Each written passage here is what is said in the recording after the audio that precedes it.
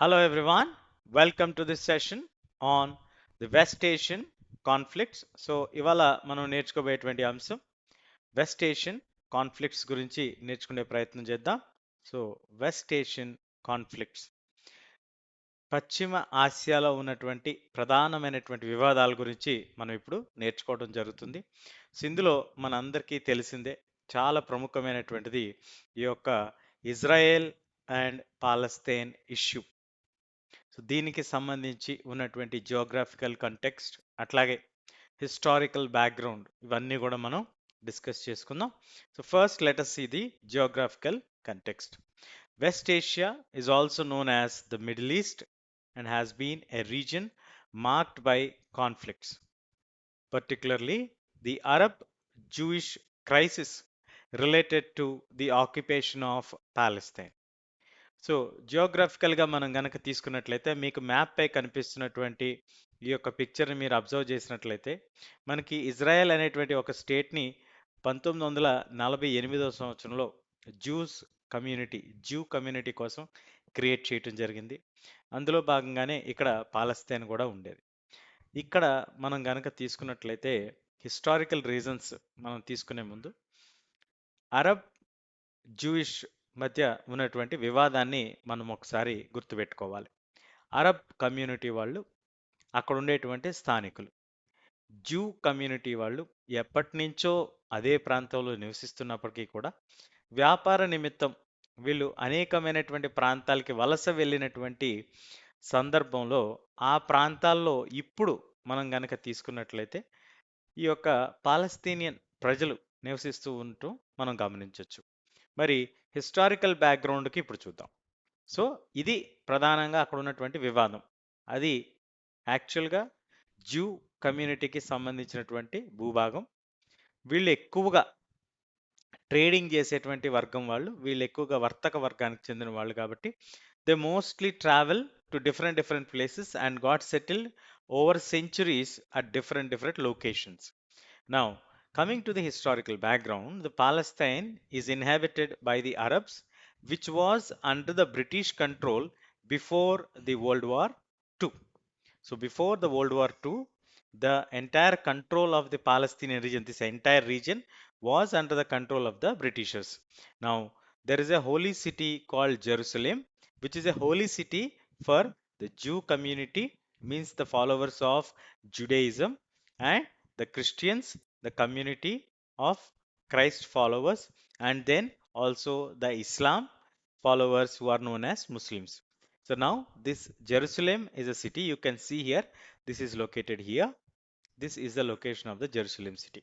Now this Jerusalem city is a holy city for the community of Jew, the community of Christians, and also the community of Islam followers known as Muslims. Now, these three community people have a common religious holy city. Now, that is a very crucial point to note down. చారిత్రక నేపథ్యాన్ని గనక మనం తీసుకున్నట్లయితే Palestine అనేటువంటి ప్రాంతం అరబ్బుల చేత నివసించబడేటువంటి ఒక ప్రాంతం, అరబ్బులు నివసిస్తున్నటువంటి ఒక ప్రాంతంగా మనం చెప్పుకోవచ్చు. మరి ఈ ప్రాంతం రెండో ప్రపంచ యుద్ధానికి ముందు కనుక మనం తీసుకున్నట్లయితే ఇది పూర్తిగా బ్రిటిష్ వాళ్ళ యొక్క ఆధిపత్యంలో ఉంది. ఇండియాని ఎలాగైతే బ్రిటిష్ వాళ్ళు తమ యొక్క కాలనీగా చేసుకున్నారో ఆల్మోస్ట్ అదే విధంగా మనకి ఈ యొక్క పాలస్తీన్ అనేటువంటి ప్రాంతం కూడా వాళ్ళ ఆధీనంలోనే ఉండేది. కాబట్టి 1948కి ముందు మనకి ఇజ్రాయెల్ అనేటువంటి ఒక రాష్ట్రం కానీ ఒక దేశం కానీ అసలు లేనే లేదు. ఎలాగైతే మనకి 1947కి ముందు పాకిస్తాన్ అనేటువంటి ఒక దేశం లేదో అలాగే మనకి ఇజ్రాయెల్ అనేటువంటిది కూడా లేదు. పూర్తిగా ఇదంతా ఇప్పుడు మనం చూస్తున్నటువంటి ఈ యొక్క ప్రాంతం అంతా కూడా మనకి ఇదంతా కూడా పాలస్తీన్లో భాగంగానే ఉండేది. తర్వాత దాన్ని క్రియేట్ చేయటం జరిగింది. సో దయచేసి అందరూ కూడా ఈ పాయింట్ నోట్ చేసుకోండి. సో నా మూవింగ్ అహెడ్, ఎప్పుడైతే జ్యూ కమ్యూనిటీ వాళ్ళు పర్సిక్యూషన్స్ ఫేస్ చేశారో, జ్యూ కమ్యూనిటీ హిస్టారికల్గా they were persecuted in Europe, ముఖ్యంగా హిట్లర్ ప్రత్యేకించి ఈ వర్గాన్ని బాగా హింసించి కొన్ని లక్షల మందిని ఊచకోత కోసినటువంటి నేపథ్యంలో చాలామంది సా Palestine as their promised land. ఇది మన యొక్క పూర్వీకుల భూమి, మనల్ని కాపాడపోయేటువంటి భూమి, మనకి సంబంధించినటువంటి భూమి అనేటువంటి ఒక ఆలోచన వాళ్ళందరిలో కూడా రావటం జరిగిందనమాట. ఎప్పుడైతే ఆ ఆలోచన వచ్చిందో వీళ్ళందరూ కూడా ఒక ఉద్యమాన్ని అయితే స్టార్ట్ చేశారు. దాన్ని జియోనిస్ట్ మూమెంట్ అనేటువంటి దాన్ని వీళ్ళు స్టార్ట్ చేయడం జరిగింది.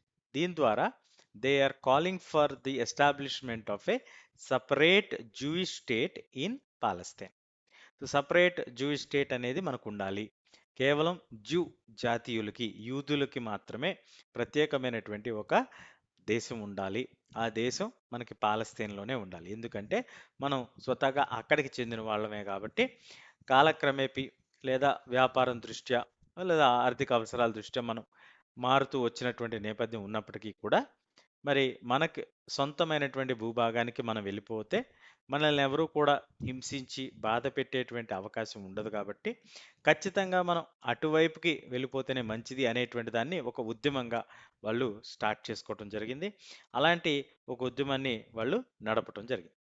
సో, పోస్ట్ వరల్డ్ వార్ 2 ఈ పరిణామాల్ని గమనించినటువంటి రాజకీయ నేపథ్యంలోనూ, అలాగే వరల్డ్ వార్ 2 తర్వాత జరిగినటువంటి పరిణామాల్లో భాగంగా అప్పుడున్నటువంటి వెస్టర్న్ పవర్స్ అంటే బ్రిటన్ గానీ, ఫ్రాన్స్ గానీ, యూఎస్ఏ గానీ వీళ్ళందరూ కూడా ఈ యొక్క జియోనిస్ట్ మూవ్‌మెంట్‌కి సపోర్ట్ చేయటం జరిగింది.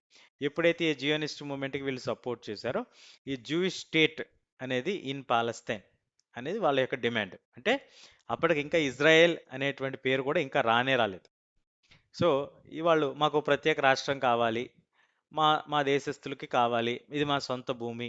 మాకు పవిత్ర స్థలం ఉంది ఇక్కడ అనేటువంటి ఒక నేపథ్యంలో post world war the developments brought the attention of the western powers such as Britain, France, and all the US nations towards supporting the Zionist movement, which is basically demanding for a separate state in the Palestine for the Jewish community.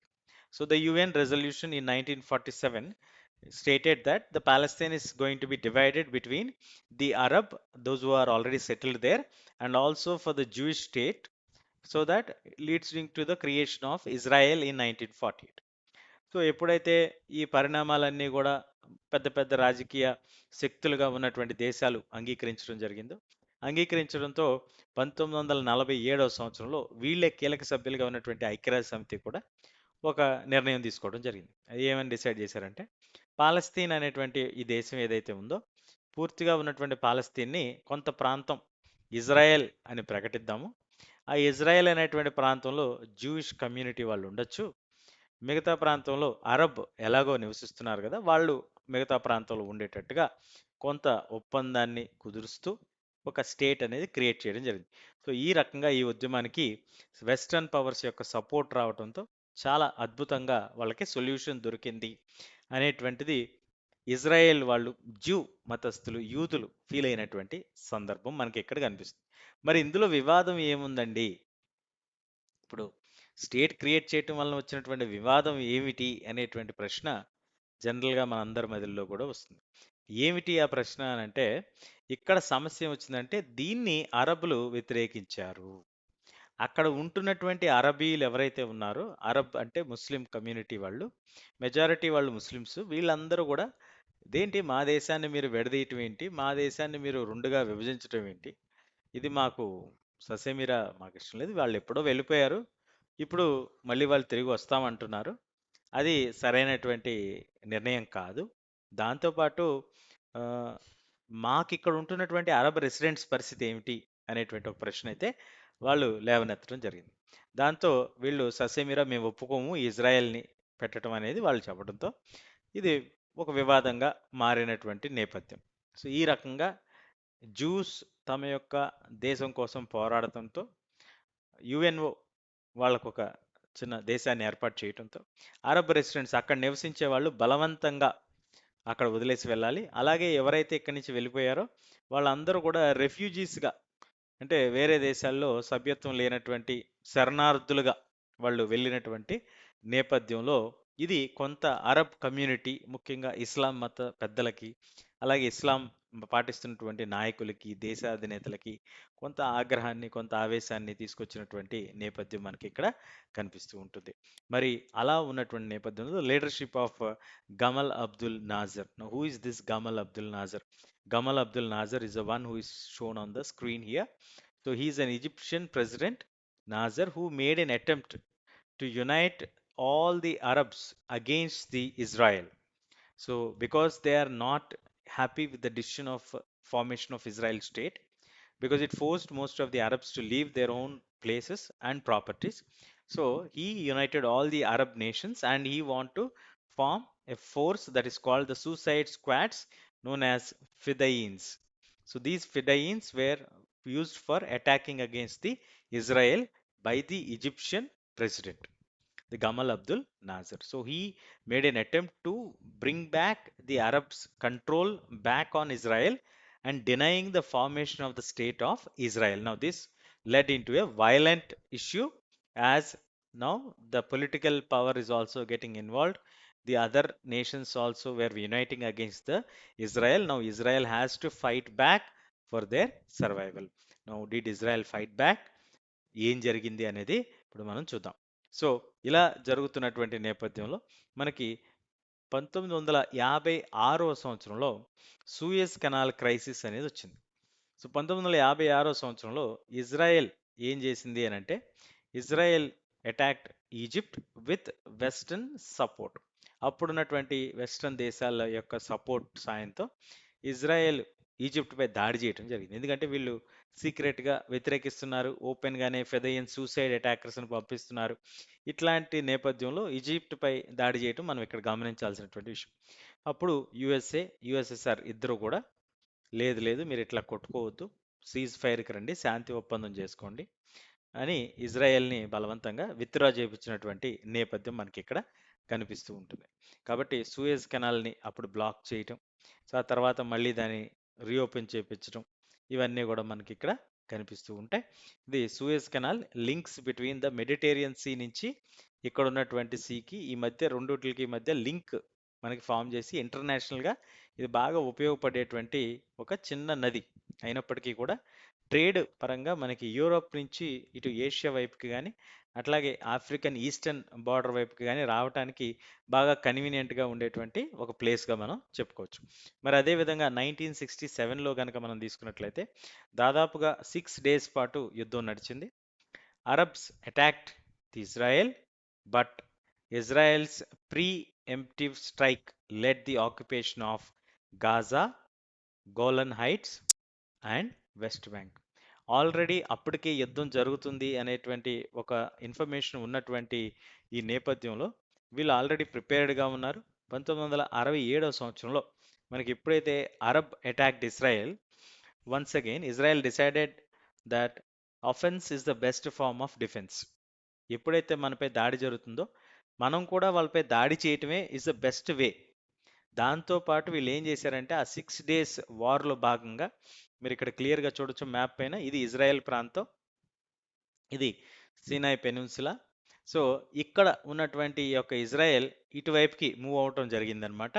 So Gaza, అలాగే Western Heights, Golan Heights, అలాగే West Bank, ఈ ప్రాంతాలను కూడా వాళ్ళు occupy చేసుకున్నారు. దాంతోపాటు వాళ్ళని Israel believed that these occupied territories would act as buffer zones. This war was a set back to the Arab cause. ఎప్పుడైతే ఈ యుద్ధంలో ఇజ్రాయెల్ గెలిచిందో అరబీలందరూ కూడా మనం ఓడిపోయాము, కాబట్టి ఇంకా మనం వేరే విధంగా ప్రయత్నం చేయాలి అనేటువంటి ఒక ఆలోచనలు చేయటం. పాలస్తీన్కి సంబంధించి అన్యాయం జరిగింది, పాలస్తీన్లకి అలాగే అక్కడ ఉండేటువంటి అరబీలకి బాగా అన్యాయం జరుగుతుంది, దీనికి వెస్ట్రన్ సొసైటీ కూడా బాగా తోడ్పడుతుంది అనేటువంటి ఒక అభిప్రాయం అయితే మనకి ఇక్కడ బాగా బలపడింది అనేటువంటి దాన్ని కూడా మనం ఇక్కడ తెలియజేసుకొని నోట్ చేసుకోవచ్చు. సో ఇలా జరుగుతున్నటువంటి నేపథ్యంలో మరి వెస్ట్ ఏషియాలో పాలస్తీన్లకు అన్యాయం జరుగుతుంది అనేటువంటి దాన్ని తెలియజేస్తున్నప్పుడు మరి పాలస్తీనియన్ సైడ్ నుంచి ఎవరు పోరాటం చేయలేదా అని అంటే, పాలస్తీనియన్ లిబరేషన్ ఆర్గనైజేషన్ అనేటువంటి పిఎల్ఓ అనేటువంటి దాన్ని ఫామ్ చేయటం జరిగింది. ఈ పిఎల్ఓ అనేది పాలస్తీన్ని లిబరేట్ చేయాలి. ఎవరి నుంచి లిబరేట్ చేయాలి? ఇజ్రాయెల్ నుంచి లిబరేట్ చేయాలి అనేటువంటి ఒక ఆలోచన అయితే వీళ్ళు చేయటం జరిగింది. ఇది ఎప్పుడు ఎస్టాబ్లిష్ అయింది? 1964లో ఇది ఎస్టాబ్లిష్ అవటం జరిగింది. So what is the aim? వాళ్ళ యొక్క లక్ష్యం ఏమిటి అని అంటే, they aim to regain the last land. ఏదైతే వాళ్ళు భూభాగాన్ని కోల్పోయారో ఆ భూభాగం మొత్తాన్ని కూడా తిరిగి పొందాలి. అది కూడా పీస్ఫుల్ వేలో పొందాలి, శాంతియుతంగా పొందాలి అనేటువంటి ఒక ఆలోచన వీళ్ళు చేయటం జరిగింది. దానికి లీడర్ మీరు ఇక్కడ చూడొచ్చు స్క్రీన్ పైన, యాసర్ అరాఫత్ అనేటువంటి ఆయన దీన్ని లీడర్షిప్గా ఆయన ఏర్పాటు చేయటం జరిగింది. So so pressure on the Arab states to attack Israel. ఇజ్రాయెల్ని అటాక్ చేయండి అని వీళ్ళు బలవంతం పెట్టడం, ఒత్తిడి తీసుకురావడం అరబ్ కమ్యూనిటీ పైన.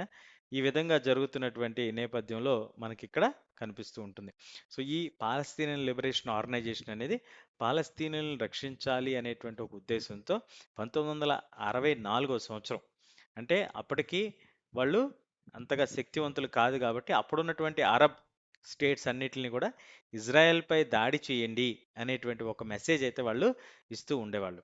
కానీ వీళ్ళు ఇనీషియల్గా ఫామ్ అయినప్పుడు వాళ్ళు చెప్పుకున్నటువంటి సిద్ధాంతం ఏమిటి?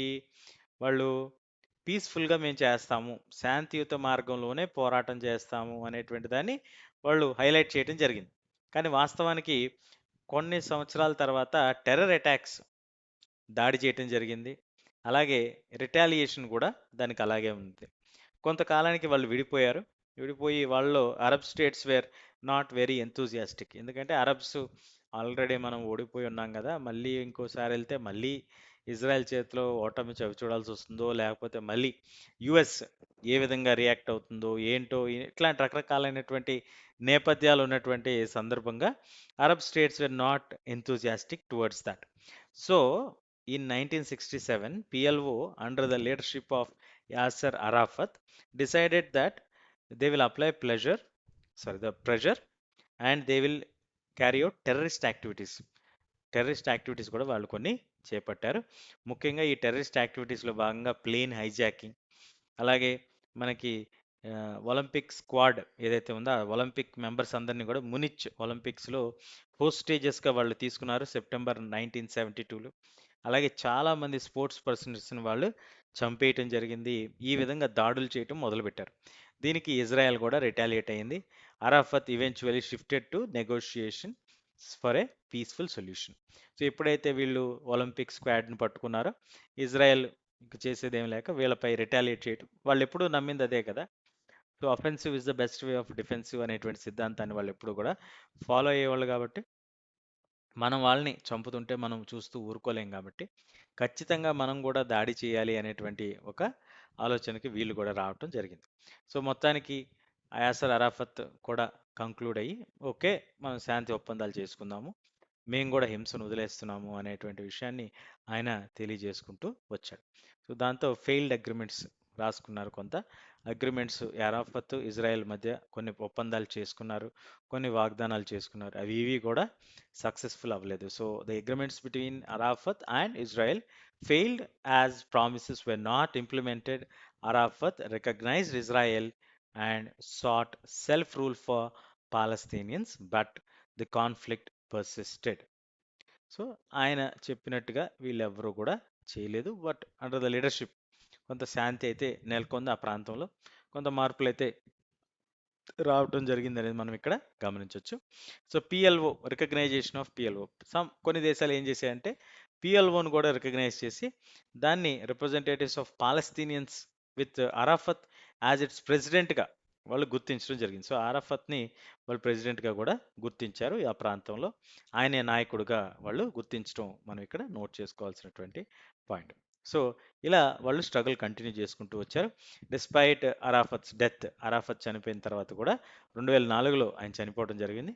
Palestinians continue to fight for their homeland and peace under challenging conditions to exile and warfare.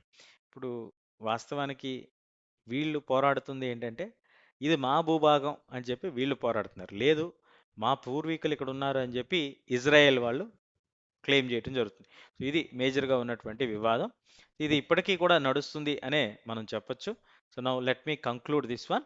So the west Asian conflict ఏదైతే నడుస్తుందో ఇప్పుడు, particularly between the communities of Arab and Jewish crisis, centered around the Palestine have deep historical roots. ఇది మీరు దయచేసి note చేసుకోండి. It has a deep historical roots and have involved geopolitical struggles, religious tensions and conflicting national aspirations. So ఇక్కడ మనం ఏ ఒక్క వర్గానికి support చేసినా, ఏ ఒక్క వర్గానికి మనం అసలు ఏమిటి అనేది మనం చూడాలనుకున్నా సరే, మనకి ఇక్కడ క్లియర్‌గా అర్థమవుతున్నటువంటి విషయం ఏమిటి అనంటే, ఆ ప్రాంతంలో ఎవరిని చూసినా సరే, అరబ్ కమ్యూనిటీస్‌ని చూసినా, లేదా జూయిష్ కమ్యూనిటీని తీసుకున్నా, మనకి ఎవరికి వాళ్ళకి చారిత్రక నేపథ్యం అనేది మనకిక్కడ కనిపిస్తూ ఉంటుంది. అలాగే మనకి ఈ రీజియన్‌లో రాజకీయపరమైనటువంటి కొన్ని ప్రత్యేకమైనటువంటి పరిస్థితులు గూడా మనకిక్కడ కనిపిస్తూ ఉంటాయి అనేటువంటి దాన్ని మనం ఇక్కడ గమనించొచ్చు. మరి అదే విధంగా మనం ఇక్కడ మ్యాప్‌ని గనక గమనించినట్లయితే, మొట్టమొదటగా ఉన్నటువంటి పాలస్తీనా, ఇది పాలస్తీనా మ్యాప్. ఇక్కడి నుంచి ఈ విధంగా ఏర్పడింది. తర్వాత ఇక్కడ మనకి పాలస్తీన్ ఇలా డివైడ్ చేయటం జరిగింది. దీన్ని ఇజ్రాయెల్ అని ఇచ్చారు. ఇజ్రాయెల్ అని ఇక్కడి దాకొచ్చింది. ఇప్పుడు మీకు అసలు పాలస్తీన్ అనేది ఇక్కడికొచ్చేపాటికి ఎంత తక్కువ స్థాయికి వచ్చేసింది అనేది మనకిక్కడ అర్థమవుతుందనమాట. సో ఇట్లా జరుగుతున్నటువంటి నేపథ్యం ఇది. So despite attempts at negotiations and agreements, the region remains embroiled in a complex and enduring conflicts. ఎప్పుడు కూడా నిరంతరం వివాదాల్లోనూ, ongoing challenges for Palestinians seeking autonomy and peace. మరి ఇది వాళ్ళకి లేదా వీళ్ళకి ఎవరికి కూడా శాంతియుతమైనటువంటి వాతావరణం అయితే లేదు అనేటువంటి విషయాన్ని మనం ఇక్కడ క్లియర్గా గమనించుకోవచ్చు. So kindly make a note that it is a very intense conflict and has a very deep historical roots, which also involves the geological and also the political struggles, religious aspects for this, because it is a holy land for three major religions. Now we are only talking about the communities like Israel and Jewish, I mean the Arabs and Jewish, but there is also another aspect like for the Christianity also, this is a holy land.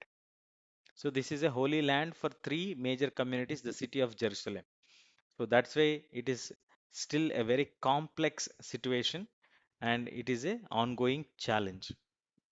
Stay tuned. We'll catch you in the next section. Thank you.